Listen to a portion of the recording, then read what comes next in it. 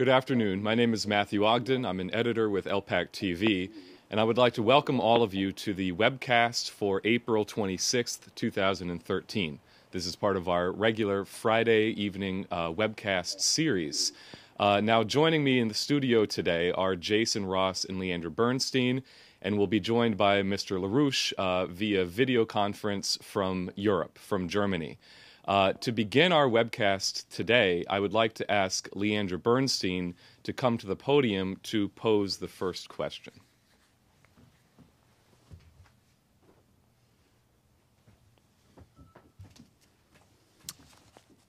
Hello, Mr. LaRouche from far away. So our first question comes in from an institutional contact in the Washington, D.C. area who has been following the events in the aftermath of the Boston Marathon bombing. And this question deals with the international implications of what happened in Boston. As we know from reports, the two brothers accused of the bombing were born in Chechnya. Their parents are living in Dagestan. And there's still questions up in the air about what the older brother, who's viewed as the more informed brother, was doing in Russia for the 6 months that he was there 1 year ago. Now, just yesterday, on Thursday, President Putin made a statement that what occurred in Boston should spur closer intelligence cooperation between the United States and Moscow. And from what we've posted on the LaRouche PAC site, we do know that that there has been an ongoing intelligence collaboration between the United States and Russia since the aftermath of the original 9/11/2001 terrorist attack. So as Putin was making this statement, there were also statements coming from an unnamed administration official of the Obama administration saying that the terrorist suspects were self-radicalized and immediately trying to bury any notion of a foreign connection, stating there was no foreign connection. These men were self-radicalized. A member of the House of Representatives, Representative McCall from Texas, said that this assertion from the Obama administration was obviously premature. But what we know as LaRouche PAC and what Executive Intelligence Review and you yourself have been in the middle of exposing is the issue in the Caucasus since the turn of the century. The British and Saudi Arabian intervention into the Caucasus, which you highlighted in particular in 1999 in your Storm Over Asia video, as Executive Intelligence Review highlighted in many publications around that time. And so we know of networks that received training in Afghanistan and were moved into the Caucasus to then be deployed against Russia and against Asia. At the fall of the Soviet Union, Chechnya itself became essentially a UN-approved NGO, and there were various operations. It became the staging ground for British operations, in particular, to fragment larger nations in on the Eurasian continent. And so within this staging ground, Chechnya, Azerbaijan, Dagestan, the Caucasus region generally, you have major operations which arose following the collapse of the USSR by a religious minority, which is the Wahhabites. And you saw a rise in Wahhabism in the Caucasus. And I'll just say there was an interesting report from a member of the House of Representatives we met with earlier this week, and the representative asserted that there are only two things that the Saudis export. The first is oil. The second is Wahhabism.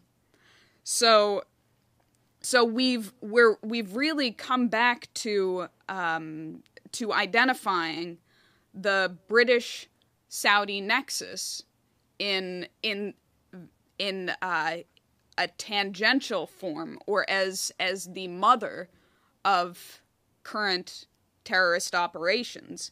The Saudi-British nexus that we identified as behind the original 9/11 attacks, which we were also able to trace the 9/11-2012 attacks in Benghazi back to.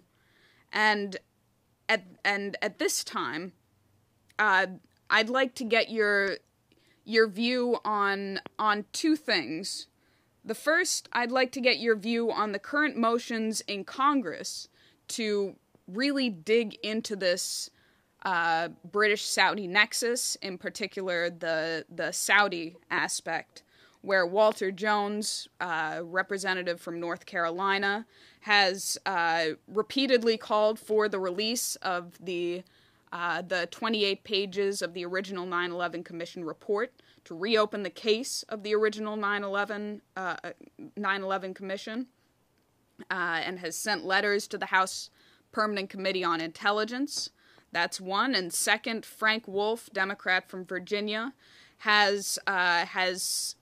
is actually gaining very significant support for his House Resolution 36, calling for a select committee to investigate Benghazi. And even after the interim report on Benghazi was released earlier this week, it's still proving to be highly insufficient. There are currently 120 co-sponsors on Representative Wolf's call resolution to open a select committee on Benghazi.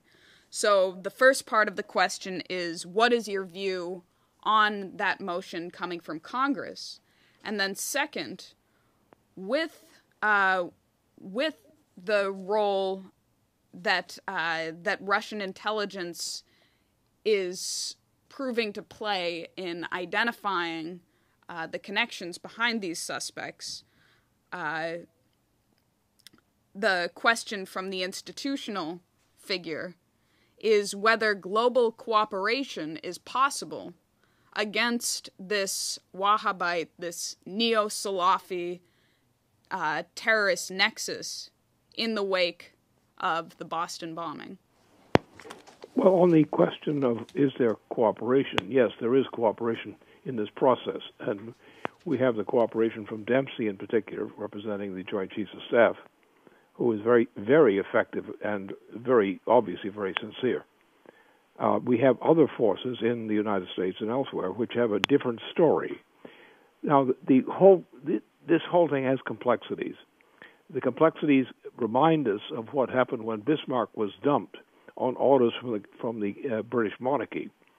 And his being dumped set into motion a whole series of things, including a series of wars, assassinations of several types, and all these kinds of things.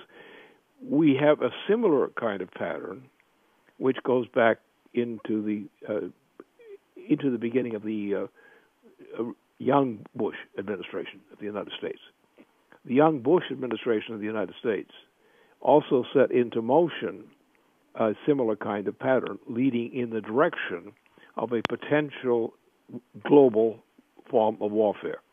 That was the successor to World War I, and which was actually the overthrow of getting Bismarck out of the picture and into what was called officially World War I and World War II. Now we're on the edge of World War III. So that trying to read this story, you cannot read by simple deduction what this is going to mean. What you have, obviously, is the following. You have, as began with the Chechnya problem, that was a beginning point and phase point of this thing, which corresponded to the collapse of the Soviet Union in its finality.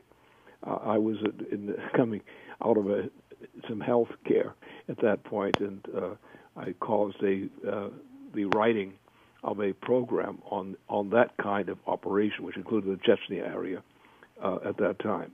So that was the kind of thing that occurred. But the essential thing is the British Empire is the cause, is the bad guy in this case, and it has a lot of access to it. But the essential thing is we have a negotiation in process between elements in Russia and elsewhere, but especially Russia in this case. And that has Dempsey's role in this whole process, both in respect to China now as well as in respect to Russia and the United States. So therefore, I think we have to put our estimates in those terms, not something lesser. You have a broad case of a general warfare comparable in general warfare to what happened as World War I, which actually began with the ouster of Bismarck from power in Germany, into World War II, and now we're into World War III. That's the way to look at it. We have a very serious effort because everyone who's intelligent recognizes that you cannot have a war which involves the United States against Russia and some other countries. You can't have it because such a war is a thermonuclear war. And a thermonuclear war is an extermination of people war. Probably the extermination of the entire human species, whether immediately or in a countdown kind of process. So we can't get a mechanical interpretation of any of this stuff. We have to look at the overall picture. There is the intention, which is organized by the British monarchy, the Queen herself, and this is leading to a very special kind of approach toward what will become a thermonuclear war. And all these other things are complications in terms of people playing games with each other, which is, I think, is what's happening also in the Congress, in some elements of the Congress as well. But the whole story reduces simply to the fact we are in a threshold of a new global world war, a global thermonuclear war. We have powerful forces, including the Joint Chiefs of Staff of the United States, negotiating with Russia, and that is one of the most important features of the whole process at present. I think those are the terms you've got to look in terms of at this point.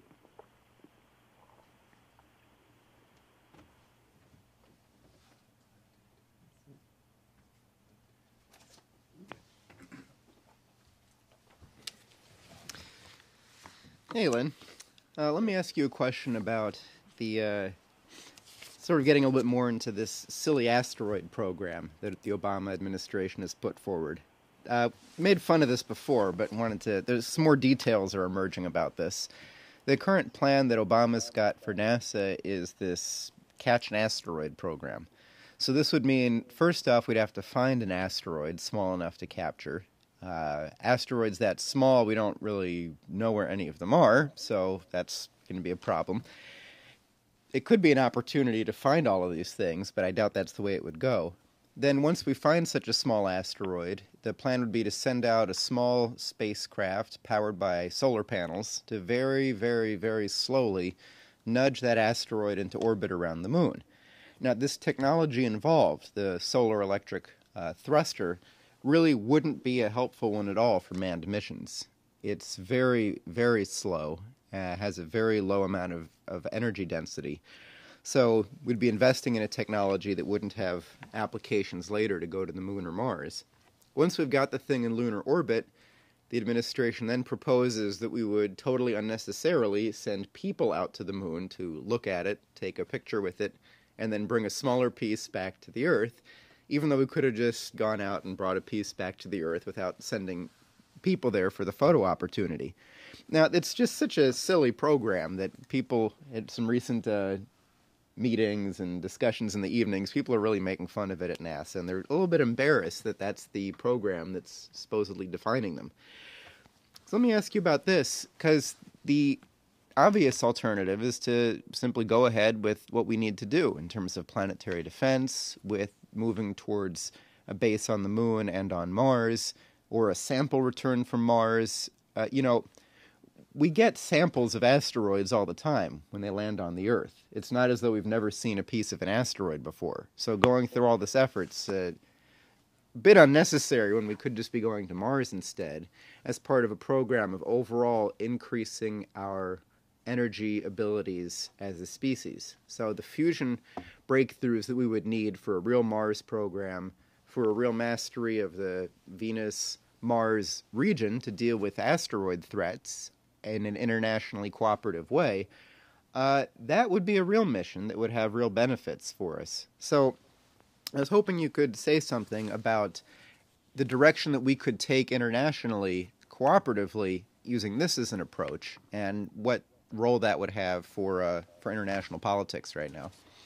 Well, first of all, we've got to look at the fact that the NASA program was essentially cut back as a result of the assassination of John F. Kennedy, and also his brother, who was then about to run for as a presidential candidate as well.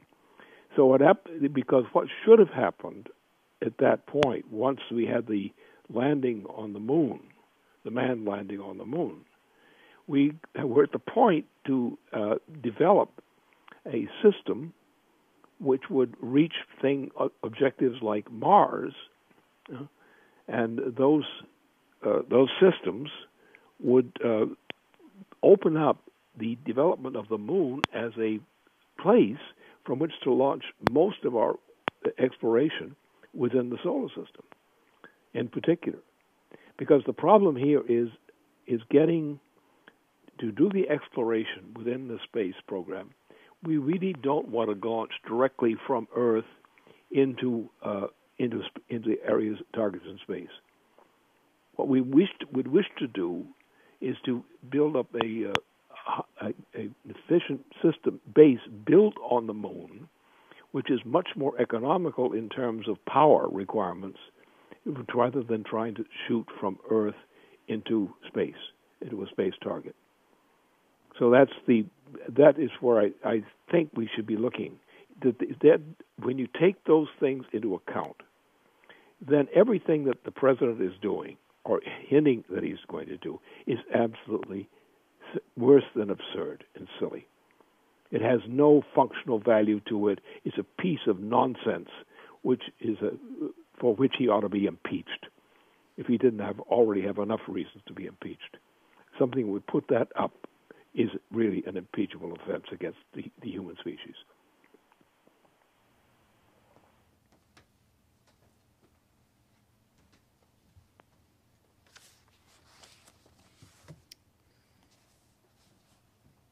Well, if Obama is not very popular in the solar system, he's also certainly gaining no friends or allies in the United States right now. I should mention that at a recent building trades conference held in Washington, D.C., just prior to a very big day of lobbying on Capitol Hill, the president of the Building Trades Union, Sean McGarvey, made a statement to this conference, basically saying that the unions will no longer give a blank check to the Democrats. So this is pretty significant in terms of the waning support for Obama. But on this conference, I'll just say that from discussions with representatives of different unions from literally all over the country, virtually every state across the country, the knowledge of Glass-Steagall and Glass-Steagall as a key starting point for any kind of economic recovery, anything that has to do with the creation of jobs, with the revitalization of production in the United States.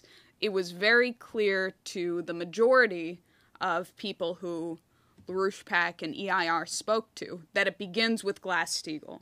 And there were serious questions. Has my representative signed on? What do I have to tell my senator? I know who these people are. I work to get them elected. They know me. They know my name. They know my face. What am I going to drop on their lap when I go into lobby them? And so this response to Glass-Steagall, and then the response to NWAPA, of course, the most ambitious construction program, you could say, the largest construction site mankind has fathomed up until now.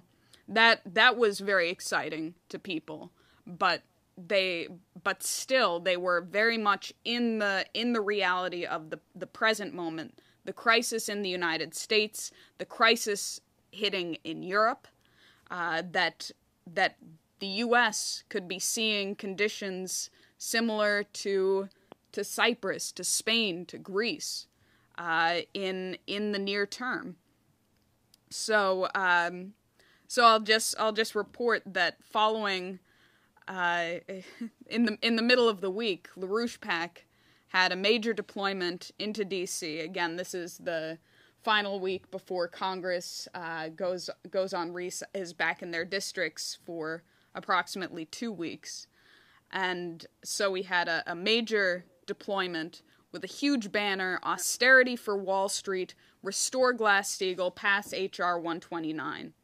And we were being swarmed by these union figures who we had spoken to in the prior days, reporting on their meetings where Glass-Steagall was discussed, hand-delivering leaflets from our deployment outside of the Capitol into the meetings they were having. In one case, one of these union officials brought a leaflet on Glass-Steagall into the Capitol Hill Club and threw it down on the table and said, "Debate this. Debate Glass-Steagall." And they did it. So with, again, one thing that I'll mention about this sector of the population, I mean, they're productive. In one case, I was asked, well, what do you think? Because I was on a deployment with all of our posters, organizing material, and I was asked, what do you think about the building trades union? And I said, well, you're underworked. And he agreed. He definitely agreed. But for these people who are productive, who do have a more realistic sense of where the nation needs to go, who have fewer of the economic illusions, because they know if they don't transform something, then they didn't do their job, and they're not going to get paid. If they didn't build something, they didn't work. So what is your message for this productive sector of the population? The construction field and all its implications inside the United States, but not limited entirely to the United States, but most prominently there, is that it goes directly into the policy question of how does our system of government operate in terms of economic development. And it is construction. Now, what's the significance of construction as such? Well, if it's a real project, a serious project, say like NWAPA, something like that, that's a real project, and that's a winner. And that's a winner for the world because it sets an example. First of all, instead of trying to produce something merely to sell it or to make an income on it from jobs, but if you actually go at that kind of approach, what you're going to do is increase the productive powers of labor for everyone involved. And that means that you are going back to Alexander Hamilton's principle of the United States, what the United States must be and what it must do in order to succeed in its unique mission. The contrast is the British Queen. The British Queen is saying we're going to reduce the population of the planet in the direction of approximately from 7 billion to 1 billion persons. We're going to eliminate skilled employment. We're going to green jobs, which is a reduction, a degeneration, actually. So what's the difference? The difference is the Hamilton difference, that we must increase the productivity and the benefit in terms of productivity with each cycle of production. Now, we used to use farming as a beginning point for a cycle of production. The farmers grew a crop or the equivalent. They marketed the crop, at which point they got their money from selling that crop that they had produced. And the result of that, more employment of a higher quality in manufacturing and transportation, for example, went into place. So that there was an inherently built-in increase in the per capita personal productivity of every member of society. At least that's the system. Now, what the United States still has that built into our system. There are other countries, of course, which do have incentives in this direction. But with the Hamilton system, we made the market. We created it, as no one else has. Therefore, when we go back to our standard, we no longer depend upon best guessing on money. We don't invest in money. We invest in productivity. We invest in creativity and productivity, so that every time we turn a wheel, we become stronger, more effective, more productive. And we spread this idea of productivity throughout the population.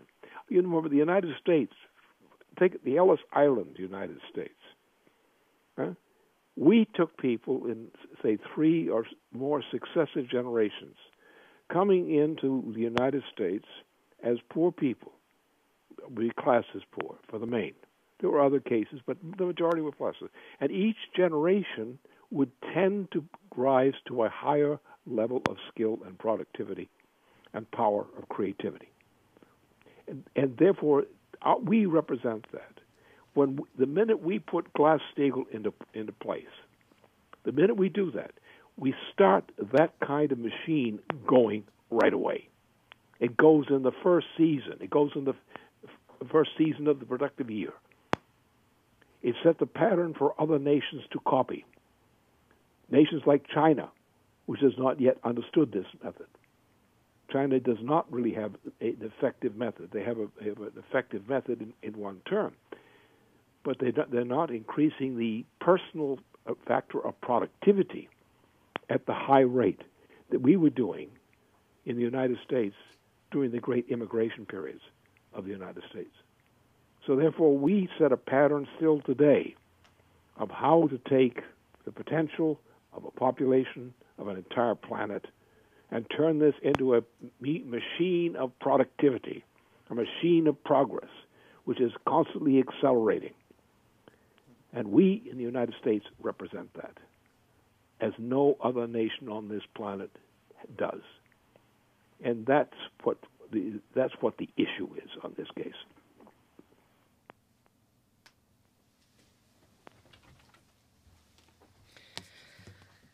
So on constantly accelerating progress, I wanted to take up, or I suppose follow up on a concept that you were discussing in the Policy Committee show on Monday, where you talked about the need to produce, you need to have a certain level of production to keep up. You know, the parallels between human economy and evolution, I don't think are accidental. As Vernadsky has viewed it, over evolutionary time, we have seen changes in the types of organisms that exist on the Earth in a way that is similar to changes in society as a whole in terms of our economic power. And there are some common themes that are seen in these changes. One of them is an increased, you might say, independence from the environment, or perhaps better said, self-reliance or creation of the necessary environment for the organism. So if you take a very obvious example, the move of life from the oceans onto land, obviously there's a greater independence from the environment. Living organisms are very wet. In the ocean, that's easy. On land, it's not. You've got to almost bring the ocean with you in terms of your internal environment, in terms of the different kinds of reproduction that took place to deal with the dry environment. Or just the simple fact that of being able to move on your own. It was a big shift in ocean life. If you think of the first multicellular life in the ocean, it's not that glamorous. If you think of a sea sponge, it sits on a rock somewhere, it gets larger, becomes a larger sponge, and it just sits there, cycling water through it, seeing if it has anything to munch in it. If there's not a lot of food there, too bad. You can't do anything about it. Compare that to a fish, which is able to, of course, move around and in search of what it wants to eat. The other thing that's seen is an increasing, you would say in human terms, a capital intensity or an energy intensity in life. The caloric needs of mammals versus reptiles are an order of magnitude higher. So take a look at human economy and some of the measures that you've used in your economics textbook to characterize economic growth. One of those that you brought up was an increasing capital intensity of the economy. That a sign of economic growth is that less and less as a percentage of the economy is based on the production of immediately necessary goods. So, food, shelter, things like that. An increasing portion of the economy is making the environment for production itself, capital intensity, that's going to be an increasing share of our economic output. So, in this respect, it's for the greenies to say that we should be natural. There is no form of life that we should be natural to or similar to. We are similar to life as a whole, but not to one species. It would be very unnatural to try to act like one species of baboon, although some members of the British royal family seem to be doing a pretty good job of that. So let me ask you if you could say some more about this, about what the direction of progress right now needs to look like.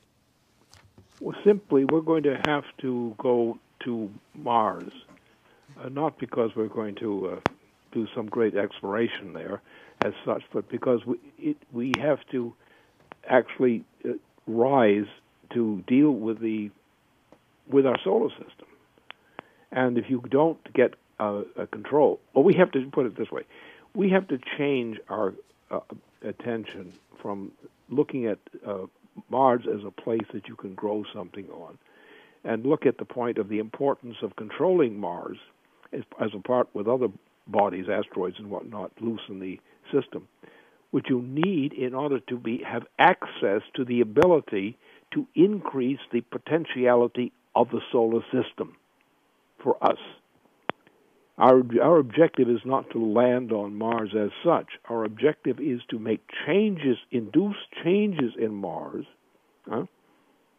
directly or indirectly, which change the ability of mankind to progress by taking over more and more of the management of the solar system itself and beyond. So we have to think of mankind as mental, the creative powers of mind, and we wish to exercise and express those powers of mind in every way we can. We intend to increase the rate of progress of mankind per capita and in every other term for each generation. That we are going for that which is good because it is inherently good. The increasing power of mankind to develop the solar system is a thing, an object, which is a good done, which needs no other purpose than doing it itself. And that's what we have to understand. We have to go away from the idea of fooling with objects, which is one way of looking at things and seems often to be reasonable. But when you think about the solar system as a whole, what you really want to do is you want to get control of the solar system as a whole, for its own sake, so to speak. That we have to change the solar system, both to defend the existence of mankind as a factor in the solar system, and for the kinds of accomplishments that doing that will mean in terms of the ricochet of progress in first the inside of the solar system, and then to the solar system at a larger scale.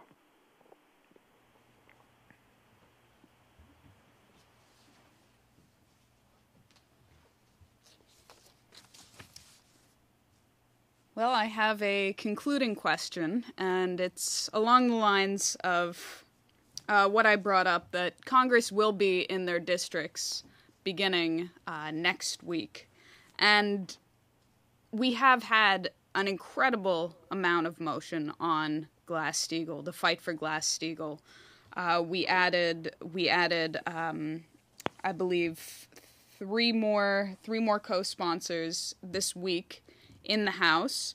We're working on the Senate. I mean, we just had Senator Angus King from Maine give his maiden floor speech on the Senate, where he discussed the need for Glass-Steagall, and you can pretty much guarantee that he's feeling the pressure being put on him from the Maine State House, from the work that we're doing, from the relentless efforts of the main co-sponsor, the main co-sponsor in the Maine State House, to push on Senator King to come out in blatant support of Glass-Steagall. I mean, we've had a huge response in the Missouri legislature, in Colorado, against what we thought was going to be the case. We did get a resolution introduced in the Colorado State House. We had a major day of action in New York State, in Albany, and there's some significant motion coming out of Iowa, which we'll happily announce when we can do so. So with these responses, as well as other calls bolstering our efforts in the United States, coming from Europe, coming from even the former director of the Bank of England, Andrew Haldane, and then the efforts that our organization in Europe, our allies in Europe, are contributing to this fight. My question to you is, what are the marching orders for this coming week's efforts to put Glass-Steagall in as law? The point is that we in the United States represent the only nation which is capable of impelling the planet in the large to survive. It's that simple. Take the entirety of Europe. There is no serious commitment throughout the entirety of Europe to do anything, even to prevent a general reversal of everything that mankind in Europe had represented earlier. However, if we, with our policy, with our Constitution, our federal Constitution, and with what Hamilton represented in that Constitution, when we reactivate that quality within us, we are in a position and an obligation to inspire the rest of the world to wake up. Now, in the worst case in the sense at hand is Europe. Europe and South America are generally the worst cases on the planet, without taking into account what Africa represents. But from the standpoint of relative capability to progress, this is the point. Europe has given up. The problem in Asia is that Asia is relying on too large a percentile of simple labor, not enough increase in productive powers of labor, not enough swallowing of personal scientific growth and progress in the nature of their work and understanding. So we have to inspire China, India, other countries which do have some significant accomplishment of this nature. But we have to go further. We have to take those parts of the world that want to march ahead and rapidly, and we have to cooperate. We in the United States must do it because we are the best qualified by a potential which is lodged in our tradition, a tradition which no other part of this planet has. And that's our mission. We must set the example. What we are doing in the United States, to the astonishment of a lot of people in Europe, we are doing things that they wouldn't even dream of accomplishment now. And we in our organization, are actually doing it.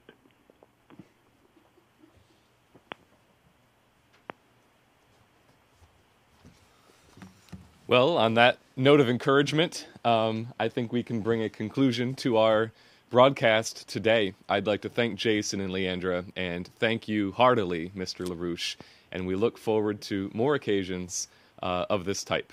So thank you for watching, and that brings a conclusion to our broadcast tonight.